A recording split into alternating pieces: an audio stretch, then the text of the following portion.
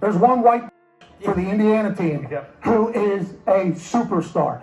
And is it because she stayed in Iowa, put an entire state on her back, took a program from nothing? They didn't even bring it up. She makes the three, and they don't even mention it. They didn't even mention it leading up to the game or talk about it. Ratings, Caitlin. Merch, Caitlin. Business, Caitlin. Popularity, Caitlin. When you talk about greats in this game, you know, the Michael Jordans and the Kobe Bryants and the Steph Currys, like they are putting her in that category. The Diana Taurasi's. Perfect pinpoint passes at the opposing three-point line all the way down the length of the court. We don't see that. Did you hear what Pat McAfee just said about Caitlin Clark? It's blowing up the internet. The sports world is on fire after McAfee dropped a bomb on live TV calling the WNBA superstar a white butch. Yeah, you heard that right. Everyone's losing their minds over this. Was it just a slip of the tongue or something more? We're diving into the crazy moment that has everyone from fans to former ESPN hosts freaking out. You won't believe how fast this thing spread. You know how sometimes your brain and mouth don't sync up and you end up saying something totally wild? Well, Pat McAfee just took that to a whole new level on his show. We're talking epic fail, folks. Picture this. It's just another day on the Pat McAfee show. They're chatting about the usual stuff. Sports, athletes, the WNBA. Caitlin Clark's name comes up and everyone's talking about how she's killing it on the court. Normal, right? Then out of nowhere, McAfee drops this absolute bombshell. He calls Clark a white bitch. Yeah, you heard that right. It's like the whole studio froze for a second. You could practically hear the producers backstage having heart attacks. I mean, can you imagine being in that control room when those words left his mouth? But here's the kicker. McAfee just keeps on talking like nothing happened. He's going on about Clark's skills, her impact on the game, all that good stuff. But you know everyone in that studio is thinking the same thing. Did he really just say that? It's like watching a car crash in slow motion, but the driver doesn't even realize they've hit something. And you know what happens next, right? Twitter explodes. It's like someone poured gasoline on a bonfire. Fans are going nuts, sports commentators are losing their minds, and former ESPN hosts are jumping into the fray. It's total chaos. The craziest part? This whole thing spread faster than a wildfire in a drought. 1 minute, it's just another sports show. The next, it's all anyone can talk about.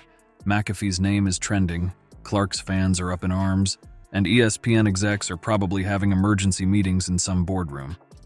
So what exactly did McAfee say about Caitlin Clark? Well, he was talking about her impact on the WNBA and how she's changing the game. And then, boom, white butch just slips out. It's like his filter just completely shut down for a second. But here's the million-dollar question. Was this just a slip of the tongue, or is there more to the story? I mean, those words had to come from somewhere, right? Did McAfee have some hidden beef with Clark? Was he trying to be edgy and it backfired spectacularly? One thing's for sure. This isn't going away anytime soon. That is old school football. But I would like the media people that continue to say, this rookie class, this rookie class, this rookie class. Nah, just call it for what it is.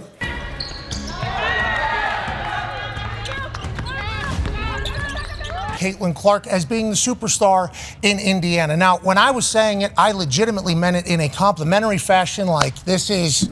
McAfee's got some serious explaining to do, and you can bet everyone's waiting to hear what he has to say. Will he apologize? Try to play it off? Or is this the beginning of the end for one of sports media's biggest personalities? Remember how fast news travels these days? Well, McAfee's slip-up went viral faster than you can say, oops. But here's the real kicker. It wasn't just fans losing their minds. Some big names in sports media jumped into the fray and things got heated real quick. As soon as McAfee's words hit the airwaves, it was like someone lit a match in a room full of fireworks. Social media exploded. Hashtags about McAfee and Clark started trending faster than you could refresh your feed. It was absolute chaos, with people taking sides left and right. You had McAfee's defenders coming out swinging, saying it was just a slip of the tongue, no big deal. They were like, come on, everyone makes mistakes. But on the other side, they were out for blood. People were calling for McAfee's head on a platter, demanding ESPN take action right now. And then, boom, the heavy hitters stepped into the ring. Former ESPN host Jamele Hill didn't pull any punches. She jumped in and called McAfee's comment totally unacceptable. When someone like Hill speaks up, you know it's serious business. But it wasn't just talk. Nah, people wanted action. You had fans, sports writers, and even other athletes demanding ESPN do something. Suspend him, fire him, make him apologize on national TV. The suggestions were flying left and right. It was like watching a courtroom drama play out on social media. Meanwhile, Caitlin Clark's fans? They weren't about to let this slide. They rallied around her like a human shield of positivity. Suddenly, your timeline was flooded with Clark's highlights, her insane stats, and stories about how she's changing the game. It was like they were saying, "Hey McAfee, this is who you're messing with." The whole thing spread like wildfire. One minute, it's just another day in sports media. The next, it's all anyone can talk about. McAfee's name was on everyone's lips, from sports bars to office water coolers. Even people who don't usually follow sports were getting caught up in the drama. It's crazy how one little slip can turn the whole sports world upside down, right? McAfee probably woke up that morning thinking it was just another day at the office. Instead, he found himself at the center of a media storm that was growing by the second. But here's the thing that really blew everyone's minds. McAfee's response to all this chaos. You'd think with all this heat, he'd be hiding under a rock somewhere. But nope. What he did next? That's a whole other level of wild. Just when you thought this drama couldn't get any crazier, McAfee drops a bombshell. His response to the chaos? It's not what anyone expected. Imagine the guy who just set the sports world on fire deciding to fight fire with an apology? And we're not saying that the players on the court need to act any differently. That's the athletes are going to do what athletes are going to do in any sport. And I think we're all learning that WNBA. How do you not give the credit to Caitlin Clark of making a beautiful, beyond half-court pass? When you talk about greats in this game, you know, the Michael Jordans and the Kobe Bryants and the Steph Currys, like they are putting her in that category, the Diana Taurasi's. But hold up. There's a twist that's got everyone talking. So there's McAfee, probably sweating bullets, knowing he's in deep trouble. But instead of hiding out or waiting for the storm to blow over, he jumps right into action. Before you know it, he's on X. Yeah, that's Twitter now, I guess. Dropping an apology that's got everyone's attention. McAfee comes out swinging with a straight-up admission. I shouldn't have used white bitch as a descriptor of Caitlin Clark. No matter the context, he's not beating around the bush here. He knows he messed up big time and he's owning it. That's pretty rare in the world of celebrity screw-ups, right? But wait, it gets better. McAfee says he sent a personal apology to Caitlin Clark herself. That's huge. It's one thing to say sorry to the world, but reaching out to the person you actually offended? That's next-level accountability. Here's where things get really interesting, though. McAfee's trying to walk this super fine line between apologizing and standing his ground. He admits his choice of words was way off, but he's not backing down from everything he said. In his own words, "My intentions when saying it were complimentary, just like the entire segment." It's like he's saying, "Yeah, I messed up how I said it, but I meant well." And get this, McAfee ends his apology with a kicker. "Everything else I said, still all facts." It's like he's giving us the sports commentator version of, sorry, not sorry. He's apologizing for the bad words, but he's sticking to his guns about Clark being a superstar. So did McAfee actually apologize? Yeah, he did. He owned up to his mistake and even reached out to Clark personally. But his explanation? It's complicated. He's saying he meant well, that he was trying to compliment Clark, but he totally messed up how he said it. Now here's the million-dollar question. Is this apology enough to calm everyone down? Or is McAfee's career still hanging by a thread? Some folks are probably impressed by his quick response and direct apology. Others might be side-eyeing that still all facts part. One thing's for sure. This whole mess has got people talking about more than just McAfee. It's sparking conversations about how we talk about women in sports, what kind of language is okay on air, and how much slack we're willing to cut for a mistake. As for McAfee, well, he's made his move. Now we're all waiting to see if it's enough to save his career or if this is just the beginning of an even bigger storm. So McAfee apologized. But here's the million-dollar question. Is sorry enough when you've got a multi-million-dollar contract on the line? ESPN's got some tough choices to make, and trust me, it's not just about McAfee anymore. This whole mess is shaking up the sports world in ways you'd never expect. McAfee might have said he's sorry, but in the cutthroat world of sports media, that might not cut it. Everyone's eyes are glued to ESPN right now, waiting to see what they'll do. Will they suspend McAfee? Give him the boot? Or just hope this all blows over? It's like we're all watching a high-stakes poker game and ESPN's holding their cards close to their chest. You've got people digging through McAfee's contract like it's buried treasure, trying to find out if there's some morality clause that could get him in hot water.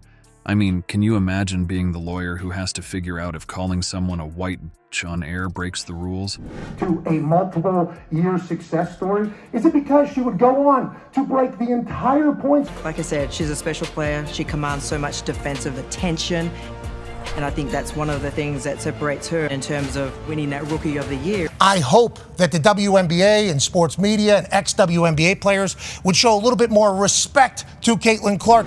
Talk about a career-defining moment. But here's the thing. McAfee's got a whole army of fans in his corner. They're out there waving the "it was just a mistake" flag, swearing up and down that he didn't mean any harm. It's like they're trying to build a human shield around him, protecting him from the Twitter mob. On the flip side, you've got people saying this isn't just about one guy slipping up. It's bigger than that. It's about how we talk about women in sports, how we treat them, and what kind of respect they deserve. This incident? It's like someone pulled back the curtain on all these issues we've been tiptoeing around. And let's not forget about the sponsors. You know they're watching this whole thing unfold with their hearts in their throats. These companies hate bad publicity more than a vampire hates garlic. One wrong move, and they could be packing up their logos faster than you can say reputational damage. So how's all this affected McAfee's career and reputation? Well, it's like he's walking on a tightrope right now. One wrong step and he could fall into career oblivion. But if he plays his cards right, he might just make it to the other side. The big question on everyone's mind is, what's next for Pat McAfee? Is this the end of the road for one of sports media's biggest personalities? Or will he somehow bounce back from this?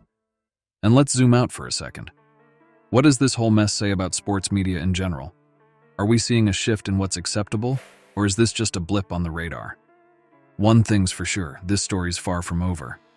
Whether McAfee keeps his job or not, this incident has sparked a conversation that's not going away anytime soon. College, I had teammates that were there with me for 4 years and were really comfortable playing with me, and then you come here and you have to learn your teammates in 2 weeks before you step on the court, and that can be really hard. Perfect pinpoint passes at the opposing three-point line all the way down the length of the court. We don't see that. It's like we're watching a whole new ball game unfold, and nobody knows what the final score will be. So here we are, at the end of this wild ride with Pat McAfee. But let's be real, this isn't just about one guy dropping a bomb on live TV. Nah, this whole mess has opened up a can of worms that's been sitting there for ages. We're talking about how we treat women in sports, the kind of language we use, and what we let slide in the name of entertainment. It's like McAfee accidentally ripped off a Band-Aid, and now we're all looking at the wound underneath. This incident? It's got everyone from fans to bigwigs thinking hard about what's okay and what's not in sports media. It's like we're all watching a replay in slow motion, trying to figure out where the foul happened. So what do you think? Is McAfee toast, or will he bounce back? Either way, you can bet this story's far from over. It's like we're in overtime and the game-winning shot is still up in the air.